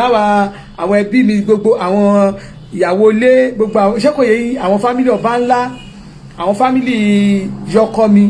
tán bá wà bẹ́ẹ̀ tán bá wà bá wa lájílé tí ń jọ yẹn ṣé kò yẹ yín pẹ̀lú tíṣẹ̀tì ní tíṣẹ̀tì la máa wọ̀ àwọn òun fúyẹ́ ká la wúwo mo sọ fún yín pé àǹkárá ló lórí aṣọ àwọn ọmọ fámìlì ọkọ mi gbogbo àwọn ìgbádùn yẹn àǹkárá náà ń wọ̀ wọ́n tẹ́ bá rí ìyáálé mi náà wà bíbá yìí o the most senior láàrin gbogbo ìyàwó bá ńlá àwọn náà wà bíbá wọ́n ti rẹ́rìn yó àǹkárá náà ń wọ̀ wọ́n kí wọ́n léèsì wọ́n mú léèsì àǹkárá náà mú ẹ̀gbádùn wọn kọ́ yé wa wọn kọjá yàrá wọn àǹkárá ni ọba wọn gan ó máa dàgbádà àǹkárá ni níjọ́ wedding tó máa ní ìyá ìyàwó ẹ wá jó àǹkárá lẹ máa rí tó máa wọ̀ so àǹkárá yẹn wọ́n fi ṣe wọ́n bẹ̀ ni so àǹkárá yẹn làwa mú àǹkárá la máa wọ̀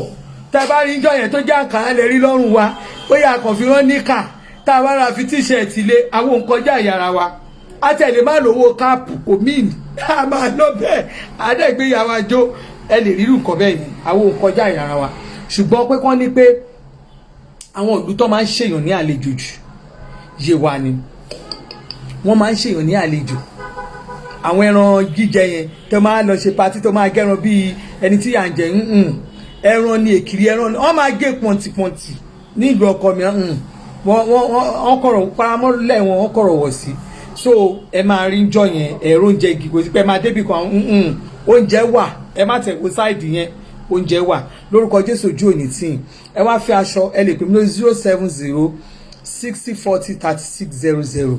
ẹ lè pè mí lórí ẹ so ibẹ̀ ni kíni ẹ tẹ́ bá ti ní àdírẹ́sì ṣọ́ọ̀bù mi lọ́wọ́ adéadé ẹ lè bá mi skimọ̀ṣì àdírẹ́sì ṣọ́ọ̀bù mi láti ọwọ́ yín ẹ kẹ kọ́pì ẹ bá mi fi sórí ibi báyìí ẹ bá mi fi sórí prógráàmù yìí mo lè fi síbẹ̀ fún àwọn tó bá fẹ́ lórí Facebook but ẹ yẹ kí n ṣàlàyé fún yín tẹ́ bá ti dé number 140 Ìpájà road Agbọ́tikúyọ̀ bus stop opposite wheel petrol station that is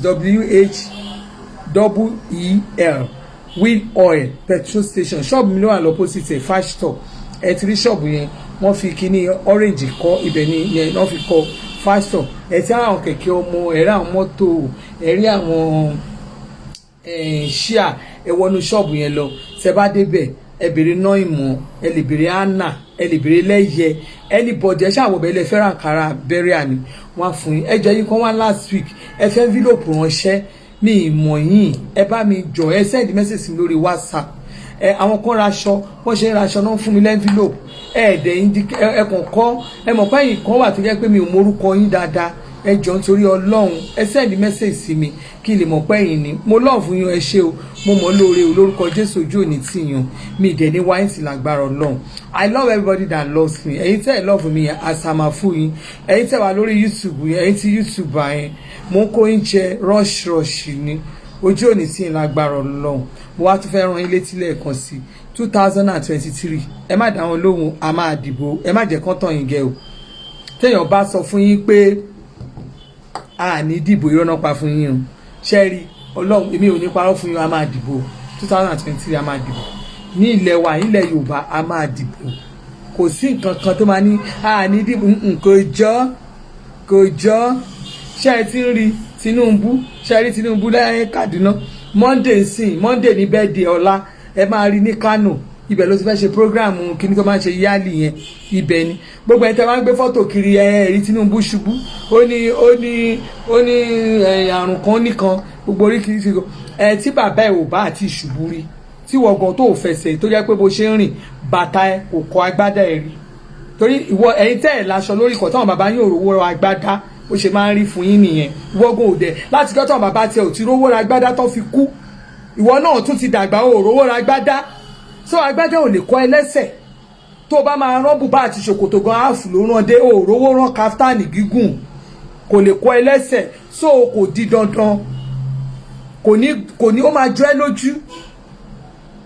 agbára ló kọ́ Tinubu lẹ́sẹ̀ meanwhile bí ò bá wá jágbádá á jẹ́ ibi tó fẹ́ gùn yẹn bóyá stair kan wà bẹ̀ bóyá àìmọ̀ àwọn bọ́n ṣe máa ń kọ̀kọ̀ ẹ̀ ó lè jẹ́ pé ó ti rò pé òun ti gun stair yẹn tán kó má mọ̀ so ìṣe ẹ̀lẹ́ wá ń gbé káàkiri pé Tinubu tó bá ṣe okay Azumi Grace Iyadun ní màmá retí yóò jàre tó bá tẹ̀ wá jẹ́ pé ó wá ṣubú ni ṣòbó ṣubú tó bá ṣubú ó ṣubú nìyẹn ọ́ dẹ̀ ti gbé dìde so kí ló tún wá kù ṣé yẹn wá ní níwùsì kò bá ṣubú ká ní Tinubu ṣubú kó ṣubú palasa kó fúláàtì sílẹ̀ báyìí kò ẹ̀wò kò dá lọ́ọ̀fù àwa kan kò dá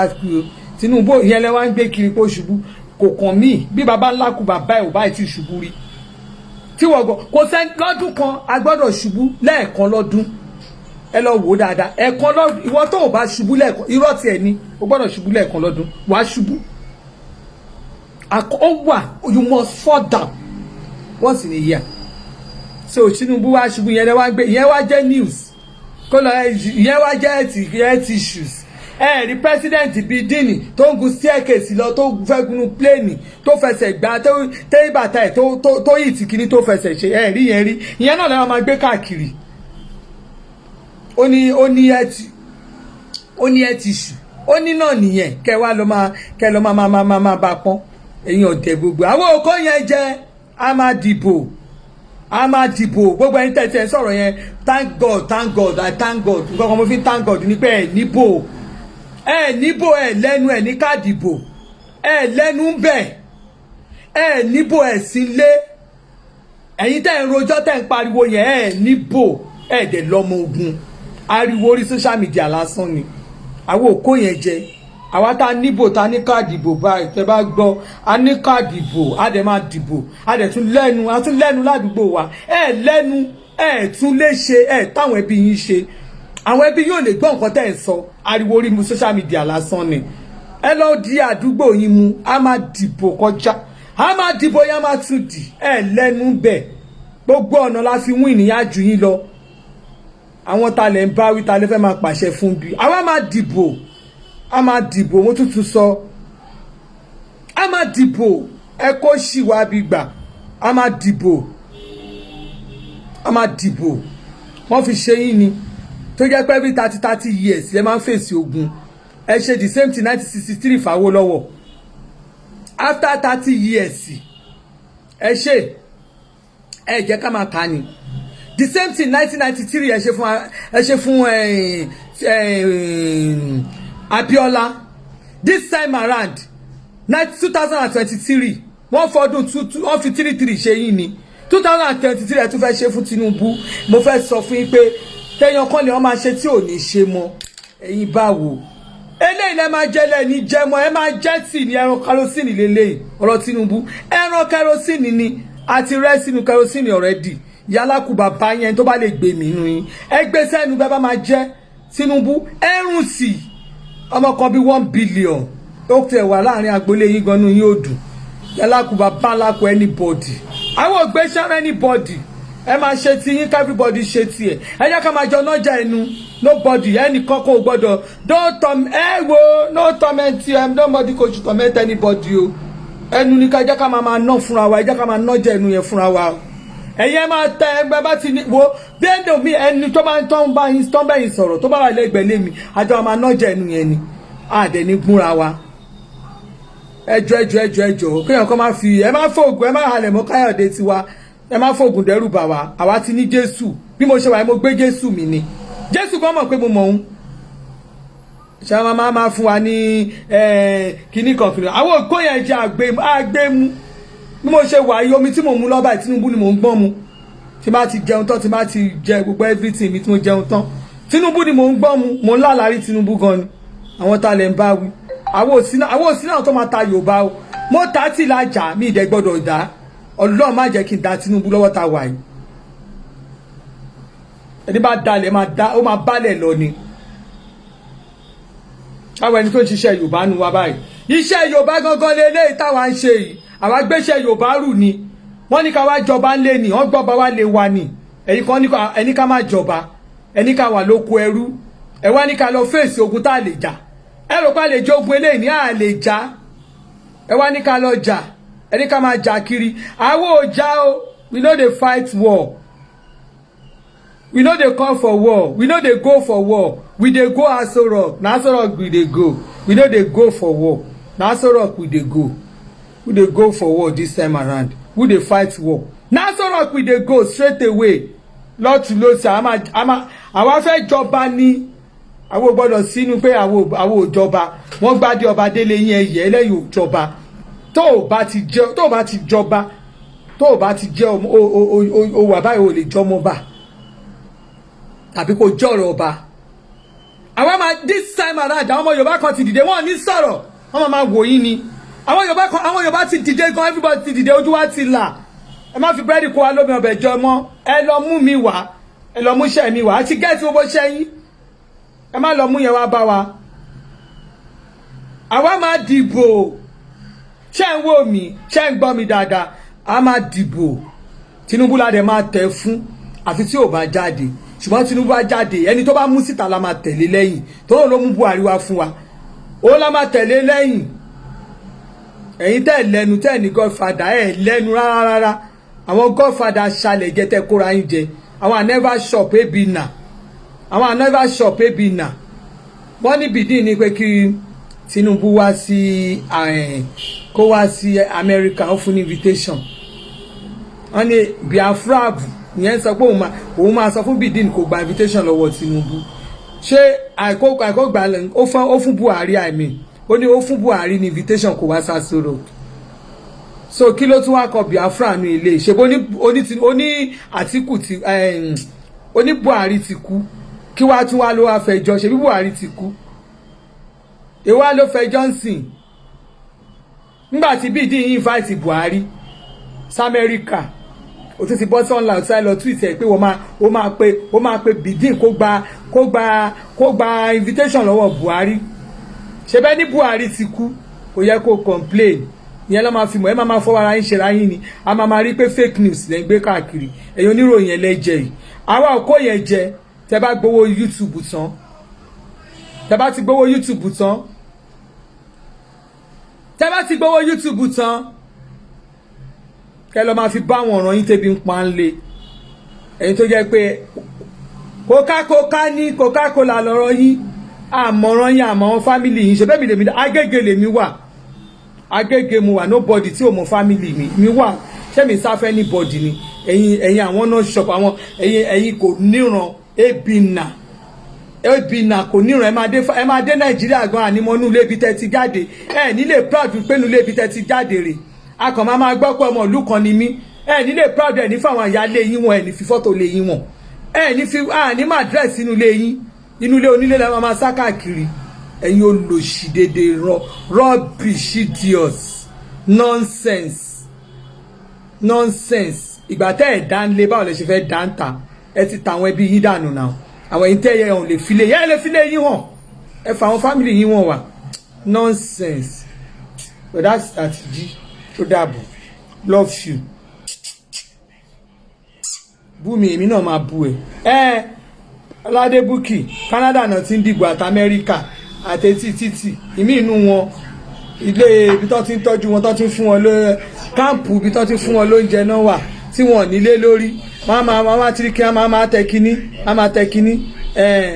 máa tẹ kínní àánú Olúwapọ̀ yé òkun ẹ ọ̀rọ̀ ayé mi òkun ẹ torí mi ò sínú àwọn ọ̀ràn ẹ mi ò sínú mi ìṣẹ̀yà ẹ ní kíyà ẹ náà ṣiṣẹ́ kó rán ọmọ ẹ lọ sílùú òyìnbó kó ká ọmọ ẹ lọ ìlú òyìnbó mi ò sínú àwọn tó ń ṣèràn ẹ so tíyà bá ń jà àwọn ọ̀ràn ẹ ò ní ìdá tí máa béèrè lọ́wọ́ mi pé tí Nàìjíríà bá da kí ló dé tán fún kán ọmọ lọ ìlú bìkan kó kan ẹ wọ́n ń wówó ìjọba ni ṣé wọ́n sọ pé mo gbowó ìjọba ni orí ẹ burú mo wà náà tó ń ba ayé ẹ jẹ kò ní yẹ àwọn ọ̀ràn ẹ ta ló ń bá wí ta ló ń béèrè foolish question lọ́wọ́ ẹ kí ni ìwọ náà lọ ṣe ta ló ní kó lọ máa gbẹrù ta ló ní kó lọ máa lọ gbàrú nílùú òyìnbó kò ní yẹ àwọn tó ta rẹ̀ jáde èmi ló fẹ́ máa béèrè foolish question lọ́wọ́ ẹ̀ tí bá ràn family mi lọ lóyìnbó èmi mo rán ìyá iṣẹ́ ni àbí mo ní kí ìyá ẹ̀ kó gbẹ̀yìn sínú ọgbà arú èmi mo ní kí ìyá ẹ̀ máa ta arú àbí mo ní kí ìyá ẹ̀ máa tata orí ẹ̀ ti bàjẹ́ dànù orí ẹ̀ bàjẹ́ ìdí ọ̀tá ló ń bá wí bí ta ló fẹ́ máa bí léèrè foolish question you are not in Nigeria you are in Canada mo rán iṣẹ́ ni èmi mo rán ẹ ló pa dúró ni ṣé o wà ní Canada ṣé o gbàwé ni ṣé oríwé ọ̀hún gan gba ni olófo wàá rí iye ìgbà tó máa fi lọ jẹ́jọ́ màá bẹ́ẹ̀ pò peter mosaic máa sórí platform mi don't come to my platform máa lọ máa sórí burúkú yín lọ́hùn ó máa rí iye ìgbà tó máa lọ fi jẹ́jọ́ olórí burúkú olòṣì díọ̀tì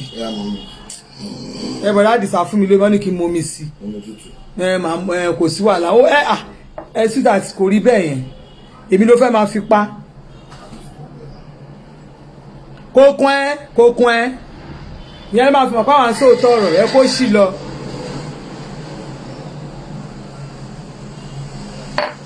Tinubu sí ẹ fẹ́ kú àti ilé gbogbo yín ṣáájò ẹ lé ẹ ní ká dìbò àwa máa dìbò bí yàrá ya yín ẹ rojú ìyá tó ń dọ̀gàn àlá máa dìbò ká ló ń sọ fún ipá nìdìbò àwọn ló ń parọ́ fún ipá nìdìbò wọ́n lẹ́nu wíà a máa dìbò àwọn onídìbò ń bò ẹ ń ṣí ó dàbọ̀ bọ́dá àdìsá ló ń pè fóònù kò fẹ́ kí n ṣe ṣàtìyìn ó dàbọ̀ I love you ẹni sùúrù máa pàdé jẹ́ kí n stop kìíní náà bọ́ọ̀lù ẹ̀ ń ṣe báyìí náà bọ́dá àdìsá ló interrupt kìíní mẹ́ṣẹ́ mọ̀ pé I love you bọ́dá àdìsá fún wọn lẹ̀